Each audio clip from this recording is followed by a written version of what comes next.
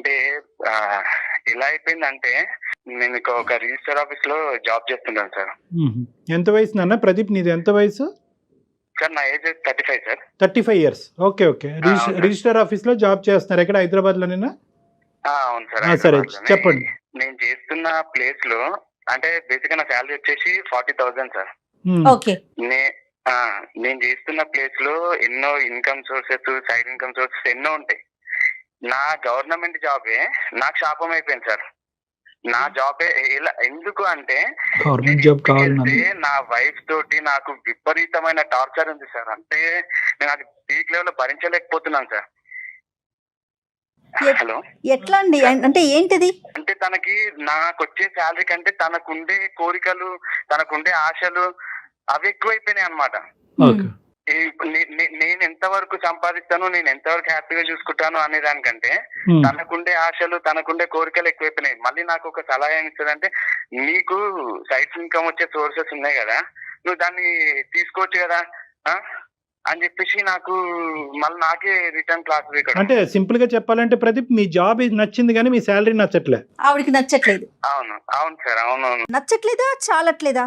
Sir. మేమున్న పరిధిలో నాకు అది సరిపోద్ది సార్. నేను అప్పటికి చెప్తున్నాను, నేను నీకు లగ్జరీ లైఫ్ ఇవ్వలేకపోవచ్చేమో, బట్ నేను హ్యాపీ లైఫ్ అయితే నీకు ఇస్తాను. ఇంటికి వెళ్తే సరిగ్గా ఉండదు. తన మైండ్ సెట్ ఎంతసేపు మైండ్ లో వాళ్ళు ఎలా ఉన్నారు, వీళ్ళు ఎలా ఉన్నారు, వీళ్ళు ఇంత ఇంత పెద్ద ఇల్లు ఉంది, ఇంత ఆస్తి ఉంది, ఇవి ఆలోచిస్తుందే తప్ప మా ఆయన నన్ను మంచిగా చూసుకుంటున్నాడు, మా ఆయన నాతో హ్యాపీగా ఉంటున్నాడు, సండే ఎట్లా బయటకు వెళ్తాము, ఇవి ఏముండవు అనమాట మైండ్ లో. నాకు ఎప్పుడే ఒక రిక్వెస్ట్ ఏంటంటే తన కొంచెం కౌన్సిలింగ్ ఇస్తే చాలు సార్. ఒక నిమిషం ప్రదీప్, ప్రదీప్ కౌన్సిలింగ్ ఇద్దాంలే కానీ, కౌన్సిలింగ్ అనే మాటకు ముందు ఈ అమ్మాయి ఏంటి కొద్దిగా మీకంటే కొద్దిగా ఉన్నతమైనటువంటి కుటుంబం నుంచి వచ్చిందా? కొద్దిగా అన్ని సంతోషాలు సుఖాల మధ్యన పెరిగి వచ్చిందా? లేదు సార్. అంటే నార్మలే, వాళ్ళ నాన్న కూడా నార్మలే, మధ్యతరగతి కుటుంబం. నేను చేశారు అంత ఉన్నత ఏం కాదు, మాది అరేంజ్ మ్యారేజ్. రెండు ఈక్వలే కానీ ఖచ్చితంగా ఇక్కడ మేజర్ అట్రాక్షన్ అయితే మాత్రం మీ ఉద్యోగమే అమ్మాయికి.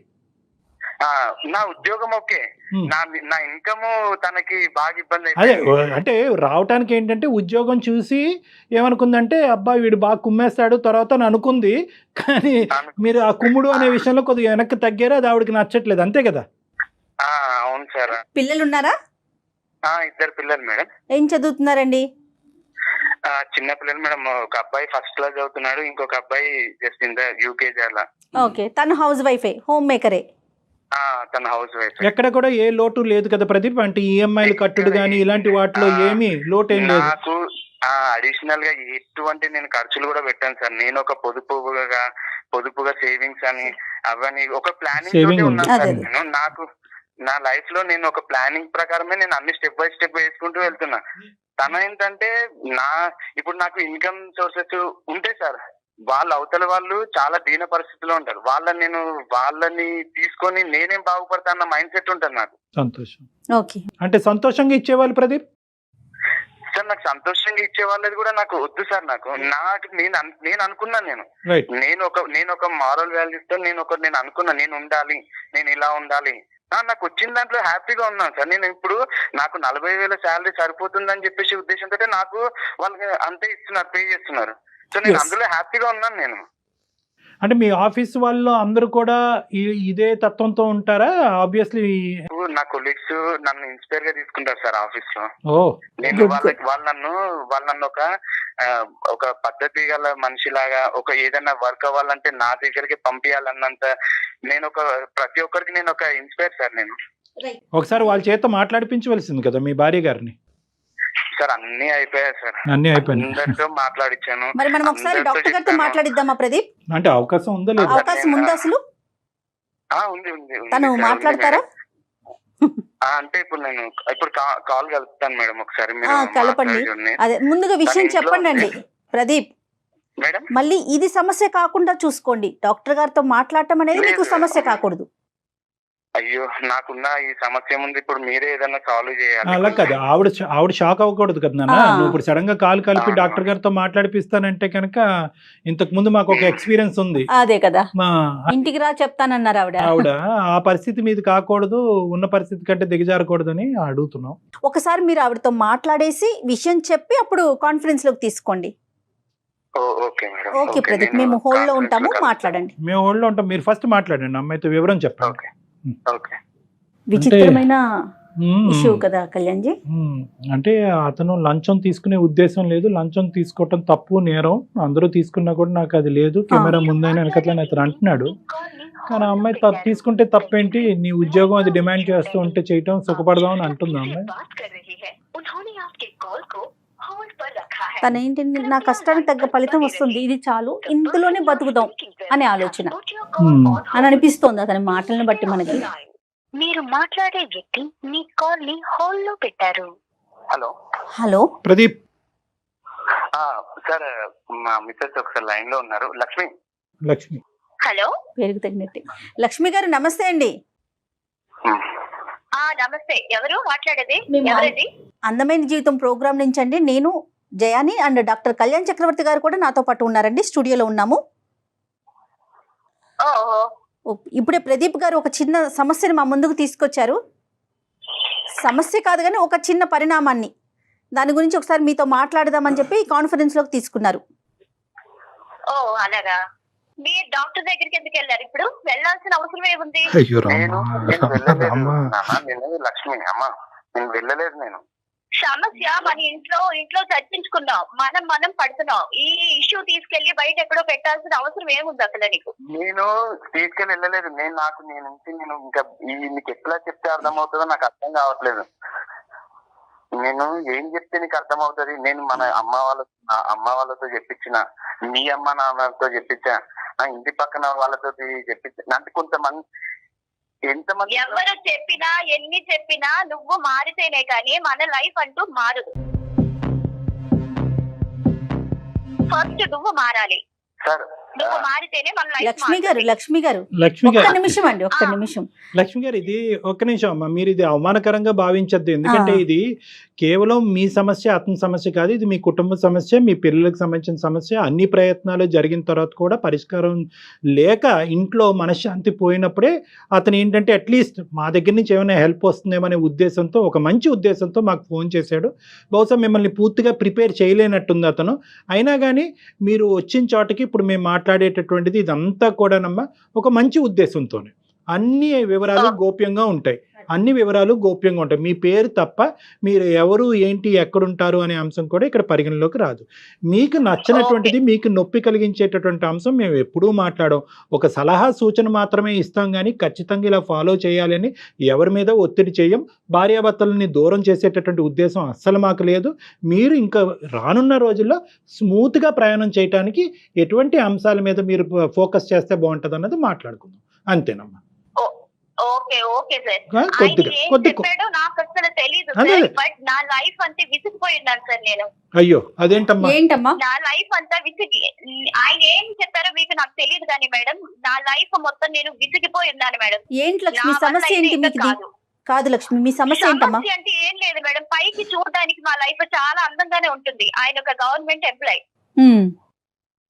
జాబ్ ఉంది, పేరుకి జాబ్ ఉంది, నెలకి 40,000 వస్తుంది. ఓకే. ఆ జీతం దేనికి సరిపోతుంది అనేది మాకు అసలు ఏం అర్థం కావట్లేదు మేడం. ఇప్పుడున్న రోజుల్లో, ఇప్పుడున్న క్యాల్కులేషన్స్ బట్టి ఆ డబ్బు అసలు దేనికి చెయ్యాలి? ఇంట్లో ఉన్న ఎక్స్పెన్సెస్ ఏంటి?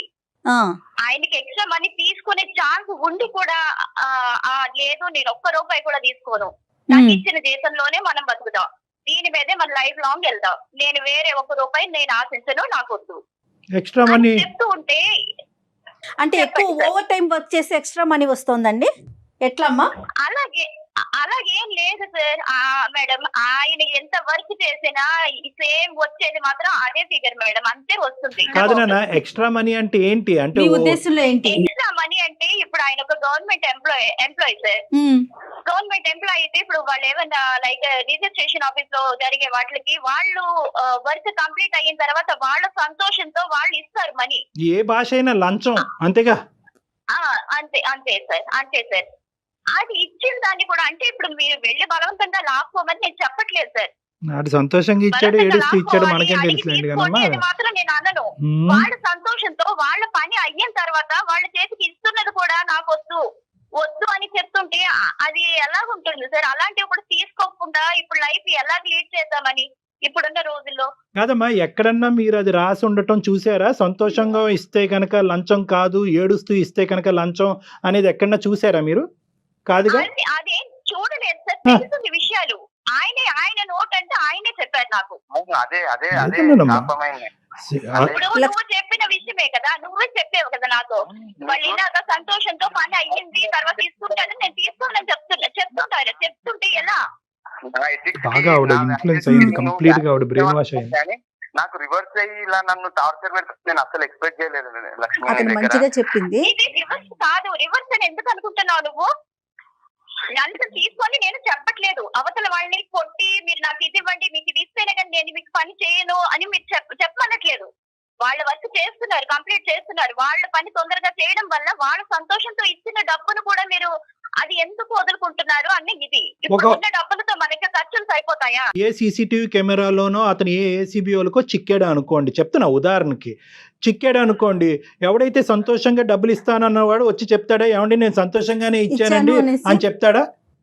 అది చెప్పరు సార్, చెప్పరు. కాకపోతే నేను బలంగా తీసుకోమని చెప్పట్లేదు కదా సార్. ఇప్పుడు ఆ కెమెరాలు ఉన్నాయి, రైట్, కరెక్టే, ఆ విషయం నేను కాదనట్లేదు. కాకపోతే ఇచ్చే వాళ్ళు ఇప్పుడు అక్కడ ఎదురుగా కెమెరాల దగ్గర ఇవ్వాలని ఏముంది, తర్వాత పక్కకు వచ్చి ఇవ్వచ్చు లేదా ఇంటికి వచ్చి ఇవ్వచ్చు, లైక్ ఇలాంటివి కూడా జరిగిన ఇష్యూస్. అలాంటివి కూడా చేతికి వచ్చిన దాన్ని కూడా వదులుకుని క్లూస్ కూడా మీరే చెప్పేస్తున్నారు లక్ష్మి, పేరుకు తగినట్టు, లక్ష్మీదేవికి తగినట్టుగా దాని క్లూస్ కూడా మీరే చెప్పేస్తున్నారు. మా మేడం మీకు జనరల్ గా మీరు ఒక అమ్మాయే కాబట్టి, మీరు ఒక ఆడవాడు కాబట్టి ఇప్పుడు ఈ ప్రాబ్లం నేను మీకు అర్థం అవుతుందని నేను నాకు అనుకుంటున్నాను. అర్థమైందండి. కాదు, ఫంక్షన్ ఉందనుకోండి, ఒక అకేషన్ ఉంది మేడం, అకేషన్ కి వెళ్తాము. పేరుకి ఏంటంటే అందరూ మీ ఆయన ఒక గవర్నమెంట్ ఎంప్లాయీ కదా, ఓకే మీకు ఇది ఉంటుంది, అన్ని జ్యువెలరీ ఇంత సారీ, ఆ టైప్ ఆఫ్ వాళ్ళ థింకింగ్ ఉంటుంది, వే ఆఫ్ థింకింగ్ ఆ విధంగా ఉంటుంది. లక్ష్మి అలా కాదు మేడం. లక్ష్మి గారు ఒక్క నిమిషం అండి, ఒక్క నిమిషం. కరెక్టే, మన చుట్టుపక్కల ఉన్నవారు వారి తాహతకు తగినట్లుగా వారు ఉంటారు. మన కెపాసిటీ ఎంతో మనం అలా కదా ఉండాలి. మరి మన పిల్లలకి మనం ఏమి నేర్పిస్తున్నాం? నా భర్త న్యాయపరంగా ముందుకెళ్తున్నాడు, అతను చూసి నేను గర్వపడుతున్నానని ఒక్క మాట చెప్తే కనుక 100కి 100 నోరు మూసుకుంటాయమ్మా. అంటే నువ్వు చెప్పేటట్టు చెప్పింది రైటే. నా విషయం ఏంటి చెప్పండి, ఒక ఫ్యామిలీ ఫంక్షన్స్ కి వెళ్ళినా లేదంటే ఒక ఏమైనా పార్టీస్ కి దేనికి వెళ్దామన్నా, ఈవెన్ కలిసి ఒక పార్టీ కానీ మ్యారేజెస్ కానీ అటెండ్ అయితే ఒక్కరికి ఒక మంచి డ్రెస్ అనేది ఉంటుంది సార్. మాకు వచ్చిన దాంట్లో ఏ ఎక్స్ట్రా లంచ్ అనేది ఎక్స్ట్రా రూపీస్ తీసుకోకుండా మేము బాగానే హ్యాపీగానే ఉండగలం. పిల్లల పరిస్థితి ఏంటి సార్? రేపు పాపకి ఇప్పుడు స్కూల్ అడ్మిట్ చేయాలంటే 1 lakh రూపీస్ సార్. చిన్న పాపకి స్కూల్లో అడ్మిట్ చేయాలంటే 1 లక్ష రూపాయలు. ఇప్పుడు రేపు ఏమన్నా డాక్టర్ సీట్ ఇలాంటిది ఏమన్నా వస్తే ఏం చేయాలి సార్? అమ్మ, నీ భర్త ఒకప్పుడు నీ భర్త ఒక డొనేషన్ అనే పేరుతో వాళ్ళు లంచాలు తీసుకుంటున్నారు. బట్ మేము దాని డొనేషన్ అంతా దీనికి ఎందుకు లంచం అని పేరు పెడుతున్నారు? ఎవరో గడ్డి తిన్నారని చెప్పి మీ అందరూ గడ్డి తినక్కర్లేదు. Point number 1. పాయింట్ నెంబర్ 2, ఒకప్పుడు నీ భర్త ఒక సాఫ్ట్వేర్ ఉద్యోగస్తుడు అయ్యాడు అనుకో, చెప్తున్నాను, ఒక ఫిక్స్డ్ టైమింగ్ బట్టి ఫిక్స్డ్ శాలరీ బట్టి ఉండుంటే కనుక ఏం చేద్దాం అమ్మ, వదిలి వెళ్ళిపోయి ఉండేదానివా? ఇంతే వచ్చిందని సరిపెట్టుకుని ఉండేదానివా? నెంబర్ 1. నెంబర్ 2 ఏంటంటే కనుక గవర్నమెంట్ ఉద్యోగం ఉంది కాబట్టి లంచాలు తీసుకోవటం ఒక కెపాసిటీ ఉంటుంది కాబట్టి శాలరీ కంటే 10 రెట్లు డబ్బులు వస్తాయి కాబట్టి చేసుకున్నావా నువ్వు ఇతన్ని? అలాగని కాదు సార్, అలాగని కాదు. ఉన్న అమౌంట్ తో ఇప్పుడు లైఫ్ లీడ్ చేయడం కష్టం. మీరు ఏం చదువుకున్నారు? డిగ్రీ చేశాను మేడం. ఓకే, మీరు ఏదైనా చిన్న ఉద్యోగం చేసుకోవచ్చు కదా, ఆయనతో పాటుగా ఎంతో కొంత సహాయంగా ఉంటుంది. 40+20 కదా. కూడా అయింది మేడం, అది కూడా చేశాను. అది కూడా చేద్దామని అప్లై చేస్తే ఈ మనిషి ఉన్నాడే, దానికి కూడా ఇంత అమౌంట్ పే చేయాలి, కట్టాలి, అట్లీస్ట్ అది నాకు పే చేయండి, లేదంటే నేను కూడా జాబ్ చేస్తే ఇద్దరికి ప్లస్ అవుతుంది, లైఫ్ లీడ్ చేయొచ్చు, పిల్లలతో ప్రాబ్లం అవ్వదని చెప్తే ఎంత రిక్వెస్ట్ చేశాను మేడం. చాలా రిక్వెస్ట్ చేశాను, నేను జాబ్ చేస్తాను, ఇద్దరు కూడా కలిసి చేద్దామంటే అట్లీస్ట్ ఆ మనీ కూడా నాకు అరేంజ్ చేసే ఇది కూడా లేదు. నేనేం చేయను మేడం, ఎవరితో చెప్పుకోవాలి? ఇవ్వనని చెప్పిన, సైడ్ ఇన్కమ్ వాళ్ళకి లంచం నేను ఇవ్వనని చెప్పిన. నేను జాబ్ చేయొద్దని చెప్పట్లేదే. అక్కడ నీకు బ్యాక్ డోర్ తో వెళ్తోంది తను, వద్దంటారు ఆయన. అక్కడ కూడా ఇదే సబ్జెక్టా? వీళ్ళకి ఎదురైంది కూడా అదే ఘటన ఎదురైంది. ఏం ప్రదీప్? టాలెంట్ తోటి నీ ఎగ్జామినేషన్ నీవు ప్రిపరేషన్ ఆ దాన్ని బట్టి నువ్వు ముందుకెళ్ళి వెళ్ళు కానీ నన్ను లంచం కట్టు అంటే నేను కట్టాను నాన్న. నేను తీసుకోవడం కట్టడం కట్టడం అంతే అస్సలు. సరిపోయింది. కాదమ్మా, లంచం లేనిది, లంచం తీసుకుంది ఇవ్వవలసినటువంటి అవసరం లేనటువంటి ఉద్యోగాలు ఏవీ లేవమ్మా ప్రపంచంలో. ఉన్నాయి సార్, అవి ఎంతవరకు యూజ్ ఉంటాయి సార్? తనకు దొరకట్లా, టచ్ కావట్లా తనకి. కాదు యూజ్ అంటుంది ఆవిడ. ఉపయోగం లేదంట ఆవిడకి అలాంటివి. మ్యాచ్ అవ్వట్లేదు. సార్ ఇప్పుడు 5,000 10,000కి మనకి ఎంతని మనకి ఇది ఆవిడ ఉద్దేశం ఏంటంటే లంచం ఇచ్చే ఉద్యోగం ఉంది అంటే కనుక అక్కడ లంచం తీసుకోవచ్చు. సార్ ఒక్క మాట అడిగాడు, అమ్మ స్కూల్లో ఒక ట్రిప్ వెళ్తున్నాము దానికి ఇంత పే చేయమంటున్నారు. అట్లీస్ట్ ఆ అమౌంట్ అడగడానికి కూడా నాకు ఇంట్లో లేదమ్మా, మనకు అర్హత లేదు అని చెప్పడానికి కూడా నాకు ఆ ఆలోచన ఉంటే 100 మార్గాలు ఉంటాయి. మీ ఆలోచన కాన్సెప్ట్ ఎలా ఉంది అంటే కనుక, అరే బాబు మీ నాన్న బయటకు వెళ్తున్నాడు కానీ చెప్పుకోవటానికి పెద్ద ఉద్యోగం కానీ సరిపడేంత డబ్బులు తీసుకురావట్లేదు అనే కాన్సెప్ట్ ఏదైతే మీ ఇంట్లో తిరుగుతుందో బంగారం లాగా, అదే కాన్సెప్ట్ ఆటోమేటిక్ గా పిల్లలు ఇంబైబ్ అవుతారమ్మా. వాళ్ళకి కూడా అమ్మ సరిపోవట్లేదా, రావట్లేదా, ఇలా చేయొచ్చా అలా చేయొచ్చా అన్నది 100% ఏంటి సార్ ఇప్పుడు వాళ్ళు కూడా ఎగ్జాంపుల్ చూపిస్తున్నారు సార్. అమ్మ నిన్న వీళ్ళ కార్ లో వచ్చారు, మా ఫ్రెండ్స్ ఇలా వచ్చారు, నేను అక్కడికి వెళ్ళారు ఇక్కడికి వెళ్ళారు మార్కెట్, ఇవన్నీ చెప్తూ ఉంటే అట్లీస్ట్ మన అవసరాలు వేరు, ఫెసిలిటీస్ వేరమ్మా. లక్ష్మి చెప్పేది మన ఫోన్ ఇవ్వలేమయ్యే స్థితిలో ఉన్నాము. No Lakshmi simple concept. మీ భర్త 25,000 30,000 ఉద్యోగం చేసుకునే భర్త నీకు దొరుకుంటే నీ జీవితంలో అటువంటి వ్యక్తిని నువ్వు పెళ్లి చేసుకుంటే కనుక నువ్వు కన్నటువంటి పిల్లలకి నువ్వు ఏం సమాధానం చెప్తావు? ఏమని చెప్పుంటేదాను? ఇదే ప్రశ్న నీ కొడుకు అడిగాడు, అమ్మ ఆడు ఏరోప్లేన్లో వస్తున్నాడని అడుగుతాడు, అప్పుడు ఏమని చెప్తావు? రైట్, అంతే. ఇప్పుడు కూడా అదే, నువ్వు నీ పిల్లల్ని ఎలా పెంచిది, వాళ్ళకి ఏ సమాధానం చెప్తే కనుక పిల్లల దగ్గర నుంచి అవే ప్రశ్నలు వస్తాయి. సరిపోవట్లేదు అంటే కనుక అమ్మ సరిపోవట్లేదు అని అంటారు. మీరేమొచ్చి వజ్ర వైడూర్యాల వైపు చూస్తే కనుక వాడు కార్లు ఏరోప్లేన్స్ వైపు చూస్తారు. సో ఇక్కడ ఏంటంటే తల్లి చూసేటటువంటి విధానం బట్టి పిల్లల యొక్క పెంపకం ఉంటుంది, వాళ్ళు అడిగేటటువంటి ప్రశ్నలు ఉంటాయి. The battle is between 2 things. ఒకటి ఏంటంటే మెటీరియలిస్టిక్ వర్సెస్ ఎథికల్.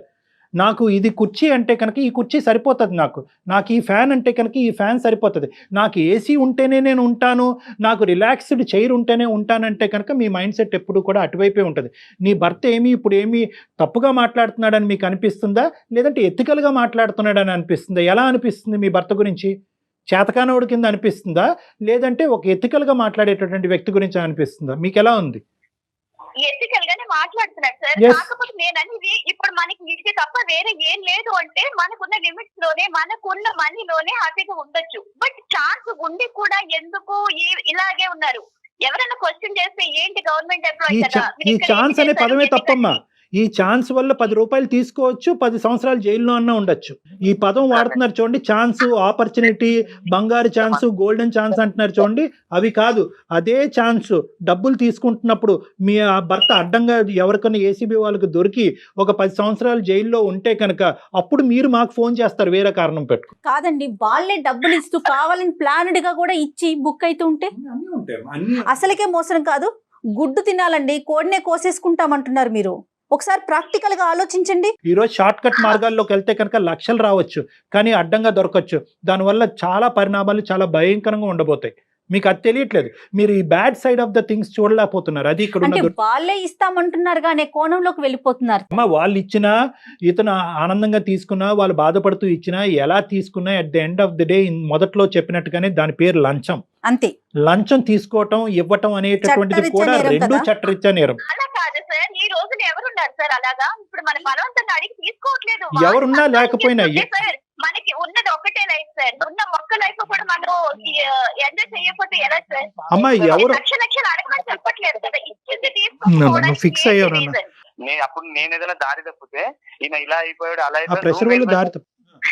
నువ్వు దారి తప్పుతావు. నువ్వు దారి తప్పే మనిషి అయితే ఎప్పుడో బాగుపడుతున్నా. అరే అమ్మ, నువ్వు దారి తప్పకూడదని దేవుడు దండం పెట్టుకోవాలమ్మా. నాకు ఒకటి అర్థం కావట్లేదు, ఏమైనా గాంధీజీ వంశం నుంచి వచ్చావా ఏంటి? నేను చెప్పట్లేదు, ఇచ్చింది సంతోషంగా తీసుకోవడానికి ఏంటి నీకు ప్రాబ్లం ఏంటి? అతనిది గాంధీ వంశమా నీది హిట్లర్ వంశమా అనే సబ్జెక్ట్ తీసి పక్కన పెట్టండి. ఇది కాదు మనం మాట్లాడుకునేది.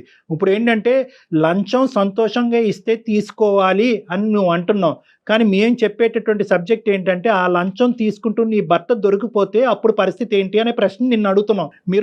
మీరు దొరకనప్పుడు సిచ్యువేషన్ గురించి మాట్లాడుతున్నారు లక్ష్మి, దొరికిపోతే సిచ్యువేషన్ గురించి మేము మాట్లాడుతున్నాం. చాలా మంది లక్ష్మి అంటే ప్రాక్టికల్ గా ఆన్ స్క్రీన్ మనం మాట్లాడుకోకూడని ఒక విషయం, ఎందుకంటే మీరు ఆ స్టేట్ ఆఫ్ మైండ్ లోనే ఉన్నారు కాబట్టి నేను చెప్తున్నా. ఇచ్చే వాళ్ళు ముందుగానే మీడియాకి చెప్పి మరి ఇస్తా ఉంటారు. అలాంటి కేసులు కూడా కోకొల్లలు కదా. దొరుకుతాడా దొరకడా అన్నది కాదమ్మా, ఇది అతని యొక్క వ్యక్తిత్వం. నీ భర్త యొక్క వ్యక్తిత్వము తాకట్టు పెట్టుకుని ఒక పిచ్చి పని చేయవలసినటువంటి అవసరం ఏముందమ్మా?